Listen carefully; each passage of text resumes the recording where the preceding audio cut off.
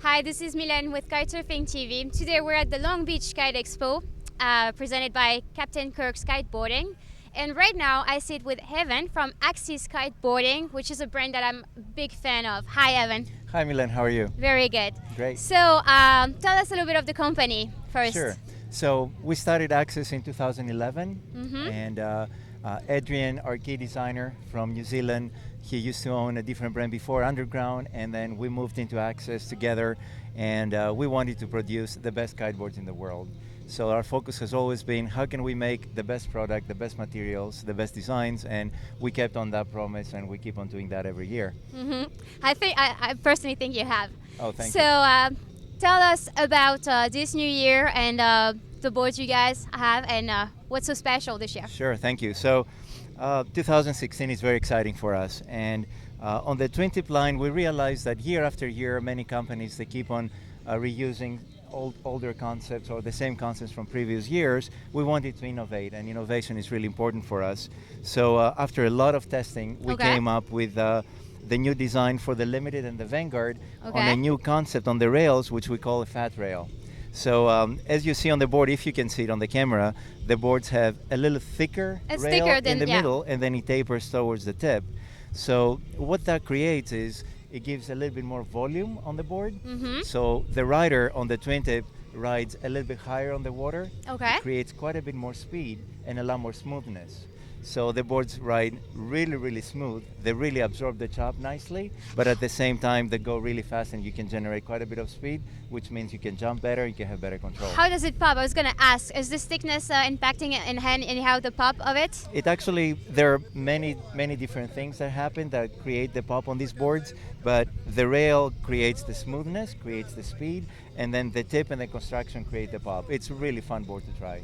Okay, so question for everybody and for me too. Would that be a beginner board or like an intermediate board? Like, what would you advise beginners as far as boards and people who maybe want to start doing big air or people who want to start unhooking? So what would you?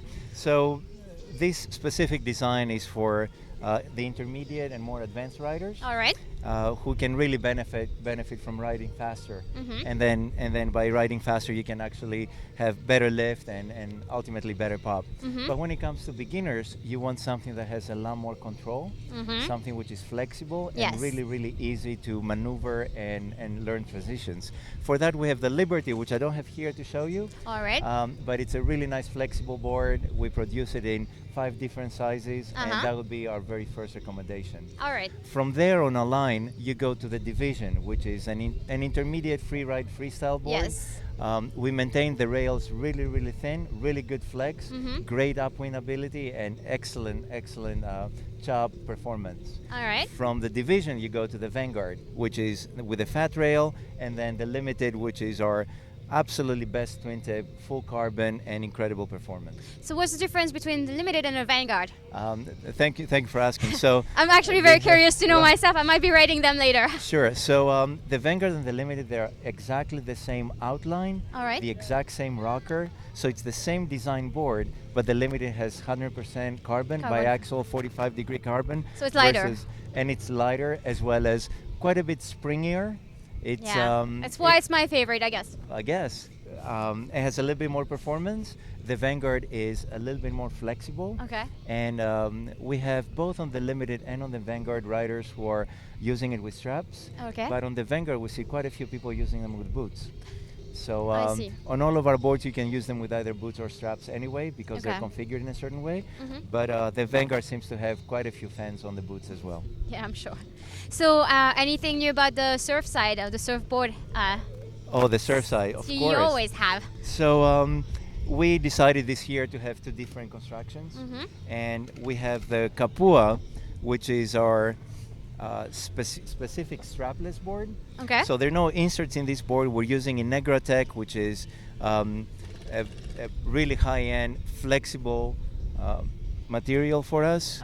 We're making them in 5/4 in 5.7, Okay. 5.9, 5.11 for bigger riders or lighter winds, and Okay. the 6.0. Mhm. Right now you're looking at the 6.0, which is the only thruster-specific board, Mhm. and you get a glimpse of a 2017 product Mhm. for us here, which is from our new collection of fins. So our Pretty cool. I can see that. Yeah. yeah, they look really cool, but they perform incredibly well. They're fairly stiff in the middle, and they have really good tip flex. Uh huh. People are gonna love those. So this is the Kapua. From the Kapua, we go to a board that you can be both strapless or strapped, and that's the Rakau. Okay. The exact same sizing, Uh-huh. but the construction is with wooden veneer, so you Okay. can see the wood across, which makes it quite a bit strong on the top layer, Mhm. which means that you can actually jump with straps and land hard, and it would still take all that impact. All right. For 2016, we continue the new wave, which is probably a board that we've been known for. And it's the full EVA board with the wooden rails. Unfortunately, they're not here because everybody's riding them on the water. But we make them in two different sizes, the Mhm. 5.4, which is a quad, Yes. and the 5.8, which is a thruster. All right. Well, you guys have it pretty much covered. Oh, thank you. I look forward to try these boards later on today. Thank you so much, Sounds Evan. great. My pleasure. Thank you. This is Milene from Kitesurfing TV. Thank you.